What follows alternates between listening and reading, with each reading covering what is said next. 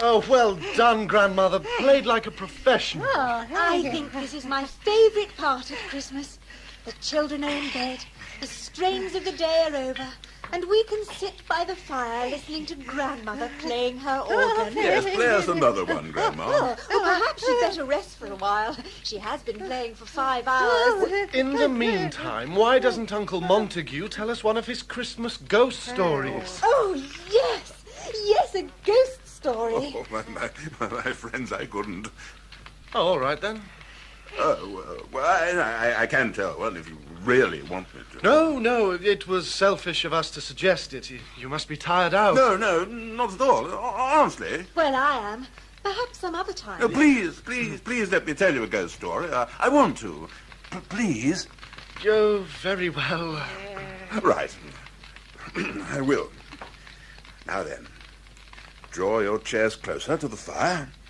Refill your glasses and prepare to hear a tale of the dark and malign forces which span the centuries, waiting to ensnare the unwary. Prepare to hear the tale of the teeth of Abbot Thomas.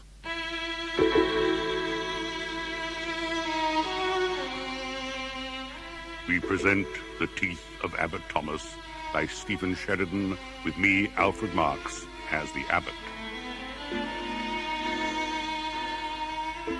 It happened 20 years ago. On the 15th of December, 1911, a train left London for the Norfolk coast.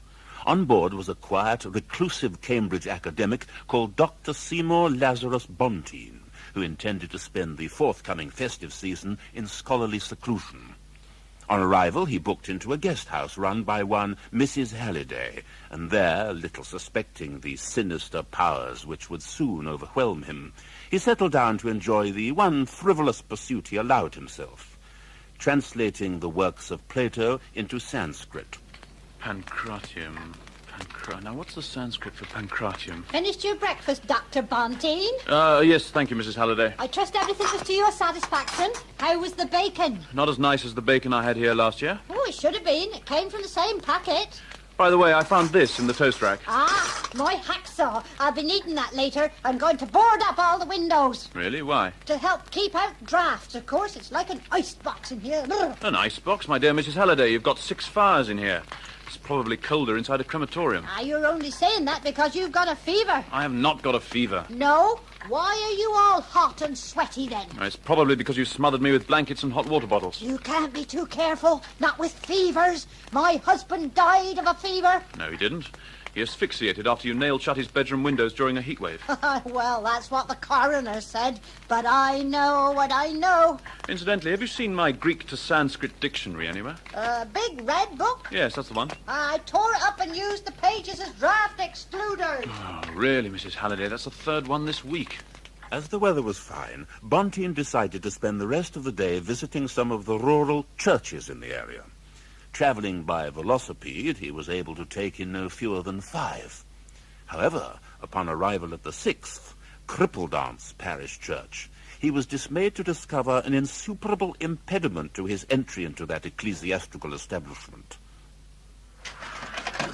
Last, the door's locked. Excuse me? Yes, you, gravedigger. Me, sir? You are a gravedigger, aren't you? Oh, good heavens, no, sir. Well, then why are you digging that 6-foot pit in the churchyard? It's a hobby. Hobby? You dig graves for a hobby? That's right, sir. I find it helps calm my nerves after... After you've what? Can I help you, sir? I'm trying to get into the church. I want to visit the sacristy. Oh, I wouldn't waste my time if I was you, sir. There's nothing in that sacristy save for a couple of old missal books and an 18th century psalter I wouldn't blow my nose on, sir. You know something of these matters, Mr... Stump, sir. Zebedee Stump. You might say that. Like yourself, I'm something of an amateur antiquary. I built up quite a collection of curios over the years. Indeed. I tell you what, why don't you come home with me, sir? I'll show you some of it. I wouldn't want to wish to inconvenience you. Just no trouble, sir. I only live a stone's throw away over in Slum Street. You'll see more of interest in my back bedroom than in a dozen sacristies. Bonteen studied the dirty, pustular little man. Surely such a creature couldn't possess anything worth seeing. No, Bonteen decided, only a complete fool would agree to accompany him home. I'm glad you decided to accompany me home, sir. Would you mind coughing in the other direction? I've only just had this suit cleaned. Oh, I apologise, sir. I'm just getting over a bad attack of swine fever. Oh, surely that's a disease of pigs. Ah, that's a wonderful thing to be educated, sir. I'm prey to many strange ailments. Before swine fever, I had cowpox. And before that, myxomatosis. And before that, Dutch elm disease. Dutch elm disease? I've got a wooden leg, sir. Indeed. I lost a real one a year back. Oh, it's the last time I'll ever visit a blind chiropodist. Ah, here we are. Oh, home, sweet home. Mary! Your Stumpy's home. I'll just lock the front seat. You seem to have an inordinate number of bolts on your front door. Enough for a prison. Who are you trying to keep in? Oh, so I want to keep it, sir. It's who I wants to keep out. What's that in the corner? Some sort of ornamental gargoyle? That's my wife, sir. Her name's Mary. I'm delighted to meet you, ma'am. I'm afraid Mary can't speak, sir. Oh, I'm sorry to hear that. However, she is able to communicate by means of a tin whistle. You show the gentleman, Mary. Mary says, welcome to our home. You'll find us humble but honest. You mean you understand her? Oh, every peep's love. Mary says, would you care for a cup of tea? Yes, I'd love one. Milk and sugar. Please? Let's go straight to the parlour, sir. I'm dying to take the weight off my foot. So here, sir. Drink up, sir. You hasn't touched your tea. There appears to be an earwig floating in my cup. Oh, let's see. What's that, an earwig? It's my left eyebrow. Must have come off when I was stirring the pot. You know how it is, sir, when you've got mange. This is a most impressive collection you have. Thank you, sir. I particularly like this 18th century tobacco pouch. That there used to belong to the Duke of Truro. His two passions in life was smoking and shooting. He kept baccy in one part of the pouch and gunpowder in the other. Unfortunately, one day he filled his pipe from the wrong compartment. They do say his head was blown off way to France. Quite charming. I scarcely expect to find such a treasure in a place like this. Things wasn't always quite so bad. I used to be quite prosperous until... Until what? Another cup of tea, sir. No, thank you. Oh. Sorry? Mary was just wondering what field of study you're engaged in, sir. Oh, well, by training, I'm an anthropologist. I'm currently researching the history of surgical appliances. Oh, indeed, sir. Studying how man has augmented his failing body through the ages. I doubt you've read my paper on the truss in pre-dynastic Assyria. I'm afraid that won't escape me, sir. Well, at the moment, I'm putting the finishing touches to an exhaustive study of British dentures. False teeth. You're interested in... false teeth! Well, yes. Precisely what I was thinking, Mary. I has something very special that might interest you, Dr. Bonteen. You see that dresser over there? Yes. You put your hand into the top drawer. That's it. Do you feel anything? Well, I never... No, not the mouse trap, sir. Next to that, there should be an old tin box. Oh, yeah. Yeah, I got it. Well, you open it up and see what's inside. Oh, no. A set of wooden false teeth. They're beautiful, quite unlike anything I've ever seen before. Oh, those dentures dates back to the 14th century, sir. Oh, no, that's not possible. And yet I confess that the carving and craftsmanship appear genuine enough. Oh, they're not forgery, sir. I promises you that. But these teeth predate the earliest set of dentures in existence by almost a century. They completely overturn accepted theories of medieval tooth care. Yeah, I dare say them teeth would be a great help to you in your work, I suppose. They've been invaluable. Are you saying they're for sale? I am, sir. I am. How much do you want for them? Name your price. Well, shall we say 10 shilling? 10 shillings? All right, then. 5. But these teeth are priceless. You're practically giving them away. Oh, the money don't matter. I've waited so long for someone like you to take these teeth off my hands. Oh, if only you knew the pain... What was that? That was Mary, sir. She uses the horn when she's angry. She thinks I've been talking a mite too much. If your offer is genuine, then here are the 5 shillings. And here, for the tea. I really can't thank you enough. Oh, wait till you've had them a few days. See if you want to thank me then. My budgie's dead, sir. Hmm? I said my budgie's dead. Really? Dead, eh? Spontaneous combustion. Spontaneous combustion? I was holding the poor little mite over the fire to warm him when, quite unexpectedly, he burst into flames. I tried putting him out with whiskey, but it did no good. Oh, fourth one this month. Oh, well, I better sweep him up. Hand me my dustpan. Dr. Bonteen, you're not listening. Oh, I'm sorry. My mind's on other things. Are you still examining those horrid teeth? I can't believe my good fortune. They're undoubtedly genuine. Stump must have been mad to sell them. Maybe he knew more than he let on. I'm sorry, I'm not with you. I don't know. Perhaps I'm just a stupid old woman. What do you mean, perhaps? But I sense an aura of evil coming from those dentures. If they're not teeth of ill omen, I'll parboil my head. Oh, nonsense. These teeth will make my name. The Elgin marbles, the Bodleian library, and now the Bonteen dentures. They'll bring me nothing but good luck. Ow! What Ow! happened? Oh, I cut my finger on one of the incisors. It's bleeding. Oh, let me cauterize the wound. No, thank you. No. I'm just a little overtired. I think I'll turn in. Oh, it's icy cold in that bedroom, sir. Here, why don't you spend the night down here with me? We could huddle together beneath a blanket, conserving body heat. What do you say? I'd sooner wash my hair in a spittoon. As you wish, sir. If you don't wake up with frostbite, I'll spit roast my spleen. In fact, the heat of the bedroom was greater than ever. The walls were starting to buckle, and a desert was forming under the window. If he hadn't briefly fainted from heat exhaustion, Bonteen would have been awake all night. As it was, he felt more dead than alive when he staggered from his room next morning. Mrs. Halliday, when can I expect some breakfast? You're awake, then? No, I'm still asleep in bed. Where are you? I can hear you, but I can't see you. I'm overhead, sir. Up in the loft. In the loft?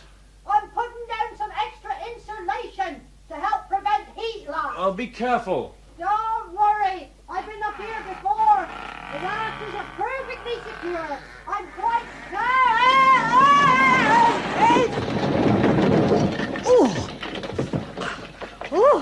Oh, dear, oh, Lord. I must have gone straight through the ceiling. Straight through. Oh, it's a good thing I landed on you, Dr. Bonteen, or I might have been seriously hurt. Dr. Bonteen? Are you all right?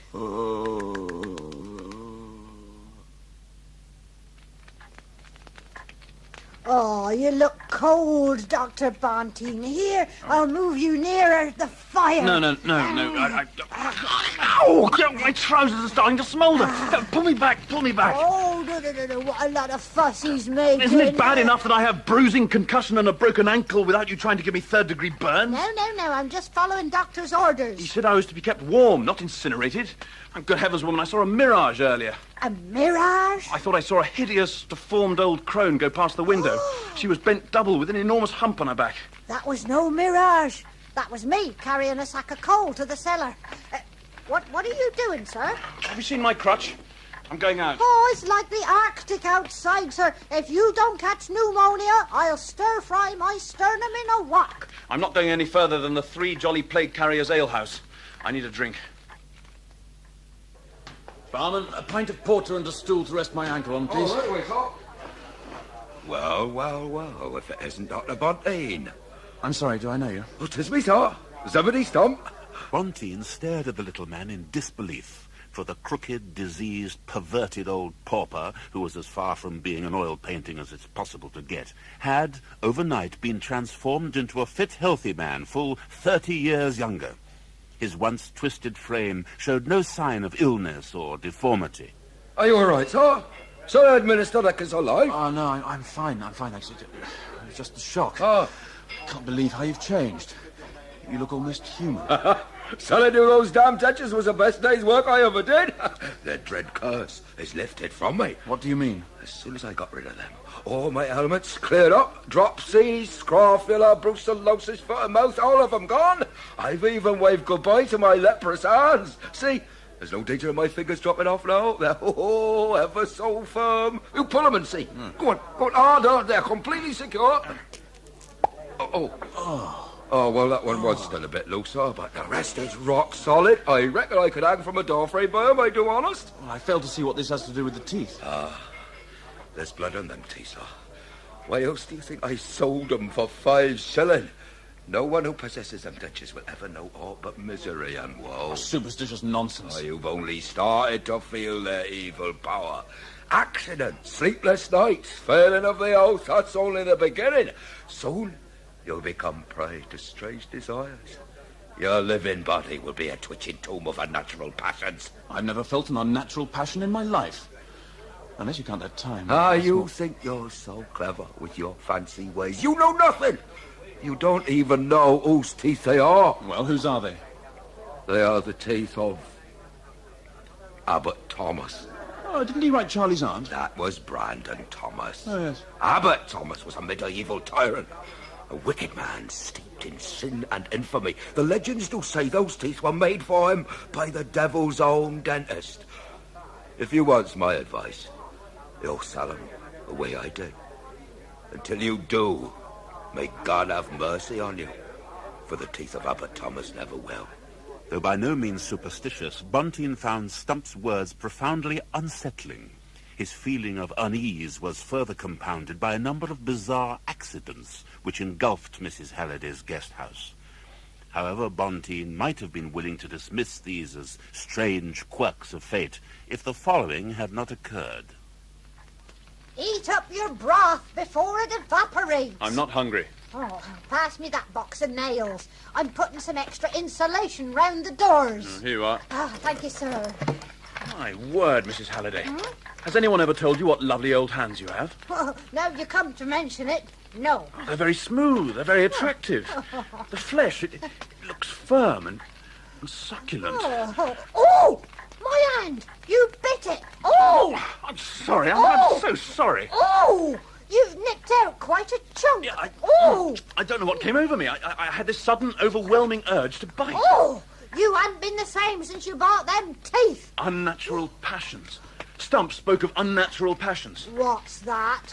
Is there a library in the town? Oh, yeah, horrible, drafty place. There's something I must look up. May I help you, sir? I am the chief librarian. Yes, I'm interested in a quasi-historical figure. Yes? Called, I believe, Abbot Thomas. Oh, Abbot Thomas, I hope never to hear that evil name again. You know of him? I have done since childhood. My father used to threaten me with him. Don't chew your food like that, he'd say. Use your mouth. If you don't, Abbot Thomas will get you. Oh, I understand his cruelty was legendary. Oh, no, he wasn't. He was the best dad a boy ever had. I meant the abbot. Is there a book about him? Oh, you'll find a brief account of his life in the Tales of Old Norfolk. There's a copy by your elbow. Ah, yes. Read it at your peril. It's not a tale for the faint-hearted. I've known men with voices as deep as Henry Irving faint away after reading it. Manly baritones have been physically sick before the end. Well, I'll take the risk. Here we are. Oh? The Life and Legend of Abbot Thomas. In the year of our Lord, 1411, all Norfolk was in fear of the dread Abbot Thomas. A man of cruel and violent disposition, his base brutality was never more apparent than when dealing with malefactors at his spiritual court.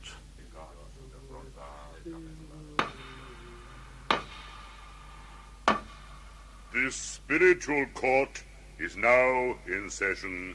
Abbot Thomas says this spiritual court is now in session. Silence, everyone! Silence! Silence! Thank you, Brother Hugo. Silence! Thank you, Brother Hugo. Read the charges. Read the charges! Abbot Thomas demands that the charges be read. Go on. Oh, do I do this bit? Yes. Oh, sorry, I'm new to this spiritual court business.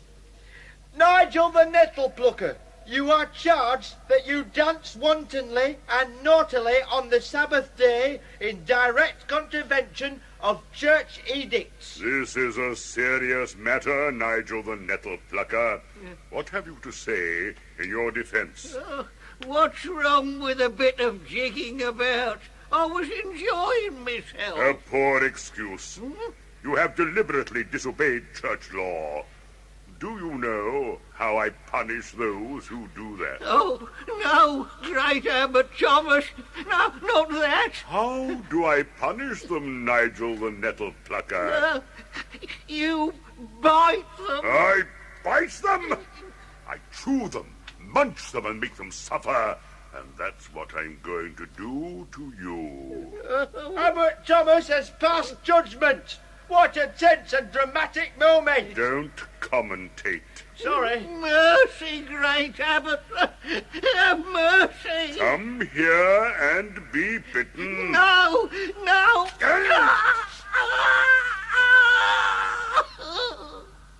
In the whole of Norfolk, no one, from the highest nobleman to the humblest peasant, escaped the abbot's cruel bite. But the years took their toll, and slowly the abbot began to lose his teeth, until one fateful day. Miriam Burrow here, you have been found guilty of smiling on the Sabbath and referring to the suffragan Bishop of Crewe as old dung-faced. Come here and be bitten. Stay away from me, you fiend. Let me bite you, woman. Oh! Abbot Thomas, what has happened? My last 2 teeth have come out. I don't have a tooth left in the head. God be praised. A miracle. Great was the rejoicing throughout Norfolk. We're free. We're finally free. Tyrant Thomas can bite us no more. What's going on here? It's Abbot Thomas. Don't be afeard. He can't hurt us. He ain't got no teeth. You think not? Then look into my mouth. Teeth. He's got wooden teeth. You fools! I knew one day I would lose my own teeth. I was prepared for the eventuality. For months, a team of craftsmen have toiled day and night to make me a pair of wooden false teeth. They are, I promise you, quite lethal. Let me demonstrate. Don't stay back. No. With his deadly dentures in place, the abbot embarked on a new reign of terror. Whole villages were wiped out, as his teeth held sway over all. But his days were numbered. A band of rebels decided the cruel tyrant had to die. One dark night, they stole into the abbey and cut the abbot's throat. When the sun came up, they realized they had broken into the wrong abbey. Oh, no. The rebels apologized to the monks, Oh, sorry. reprimanded their map reader, and headed for Thomas's abbey. Battering down the door with a monk, they poured inside. What's going on? There he is. You will all be severely bitten for this outrage. Your biting days are over, Abbot Thomas. Get in! The fighting lasted for hours and the casualties were severe. Simpkin the rebel had both his hands bitten off, and David the deformed lost all 3 ears. But finally the abbot was overwhelmed and the teeth ripped from his gums. Inflamed with bloodlust, the rebels took the abbot and bricked him up in a disused part of the abbey, leaving him to perish. Yet many believe his tormented spirit still walks abroad, searching for his stolen dentures. What happened to the teeth, no one knows. But it is certain that such evil objects will never bring anything but doom to those who seek to possess them. Oh, my God. Are you all right, sir? You're not looking well. Sir, wait a moment. Come back. Come back. As Bonteen hurried through the night, his mind was in turmoil. He realized that he had in his possession something of infinite evil. He knew that if he was to save his soul, he had to destroy the teeth. When he arrived back at the guest house, he found Mrs. Halliday sprinkling the furniture with petrol. It's my latest idea for heating the rooms. You pour on the petrol, then you strike a match. Later, Mrs. Halliday. I have work to do. Wild work. Well, there's a gentleman to see you, sir. What? No one knows I'm here. Most insistent he was. I told him to wait in the parlour. Oh.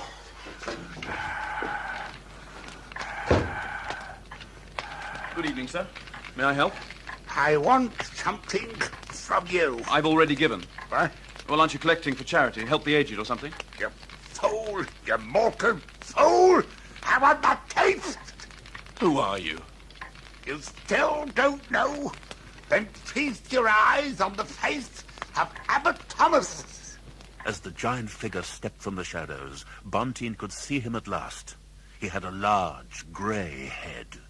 He tossed it lightly from hand to hand. His own head was fleshy and pale, the face a tattered testament to the ravages of time. The moist black mouth opened and closed rhythmically. The dark tongue played about the naked gums. Stay away from me, you hellhound. My teeth! Keep me back, my teeth! Bonteen tried to open the door. To his horror, it was stuck. Mrs. Halliday's new insulation had formed an immovable wedge. Mrs. Halliday, let me out! Mrs. Halliday! Give me my teeth! Here they are, take them, take them! At last! My teeth! There. After centuries of sucking, I can bite again. Mrs. Halliday! You will be the first to feel my teeth about you. Come to me. Come and be bitten. Stay away from me! No, no! When they found Bonteen, he was slumped in the corner, unconscious. Of the ghastly spectral abbot, there was no sign. Bonteen was taken to hospital and there declared hopelessly insane. Shortly after, he returned to Cambridge to resume his academic career. He lives there still and has become an open and friendly man. But from that day to this, he has always refused to discuss the remarkable affair of the teeth of Abbot Thomas. There we are, Harold, Emily. One of my better stories, I think. You've been unusually quiet, gripped by the narrative, I take it. Harold? Emily? We're just coming, Uncle Montague. We've been in the kitchen making ourselves hot drinks. We'll need them to fortify us when you start telling your ghost story.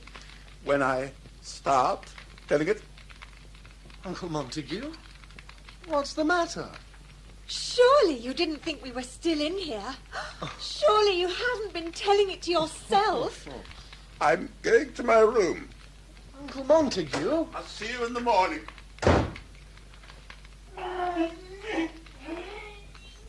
I wonder what got into him. What shall we do now? Let's wake up Grandmother and have some music. Come on, Grandma. Back to the organ. We're not letting you go to bed until you've played every carol in the book.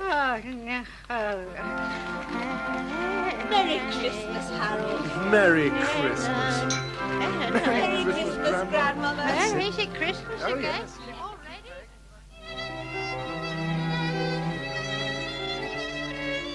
That was The Teeth of Abbot Thomas by Stephen Sheridan. Abbot Thomas was played by me, Alfred Marks. Also featured were Robert Bathurst as Dr. Bonteen, Denise Coffey as Mrs. Halliday, Jonathan Adams as Uncle Montague, and Bill Wallace as Stump. Brother Hugo and Simpkin were played by Phil Nice, Harold and the Rebel by Stephen Tompkinson, Emily, Miriam, and Simpkin's mother by Caroline Gruber, and the librarian, Nigel the Nettle Plucker, and the innkeeper were played by John Badley. The producer was Dan Patterson.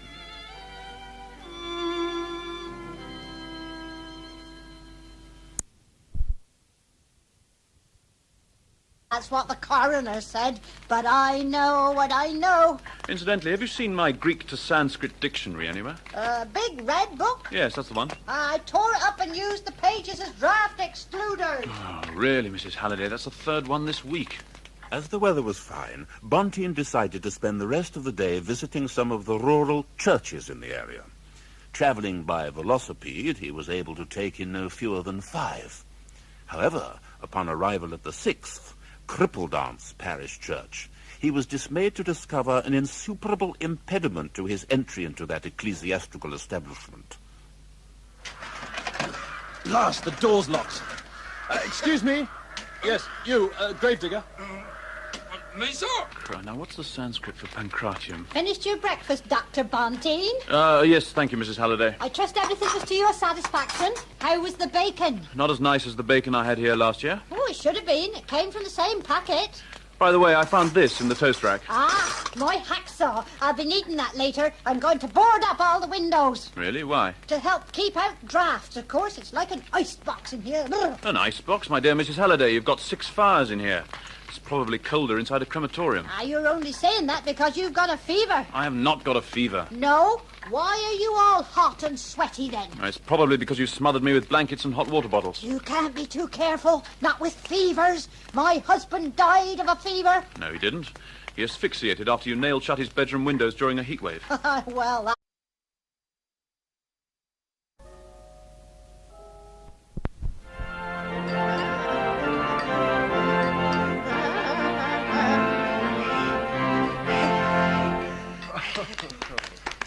Oh, well done, Grandmother. Played like a professional. Oh, I think this is my favourite part of Christmas. The children are in bed, the strains of the day are over, and we can sit by the fire listening to Grandmother playing her organ. Yes, play us another one, Grandma. Oh, perhaps she'd better rest for a while. She has been playing for 5 hours. In the meantime, why doesn't Uncle Montague tell us one of his Christmas ghost stories? Oh, yes. Yes, a ghost story. Oh, my friends, I couldn't. Oh, all right, then. Well, I can tell one if you really want me to. No, it was selfish of us to suggest it. You must be tired out. No, not at all. Honestly. Well, I am.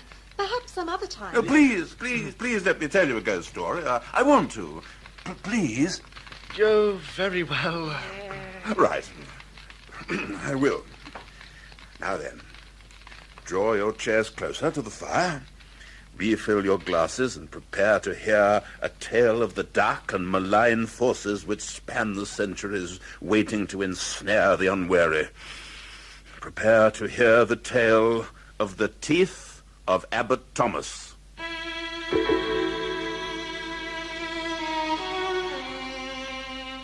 We present The Teeth of Abbot Thomas by Stephen Sheridan, with me, Alfred Marks, as the abbot. It happened 20 years ago. On the 15th of December, 1911, a train left London for the Norfolk coast. On board was a quiet, reclusive Cambridge academic called Dr. Seymour Lazarus Bonteen, who intended to spend the forthcoming festive season in scholarly seclusion. On arrival, he booked into a guest house run by one Mrs. Halliday, and there, little suspecting the sinister powers which would soon overwhelm him, he settled down to enjoy the one frivolous pursuit he allowed himself, translating the works of Plato into Sanskrit. Pancratium,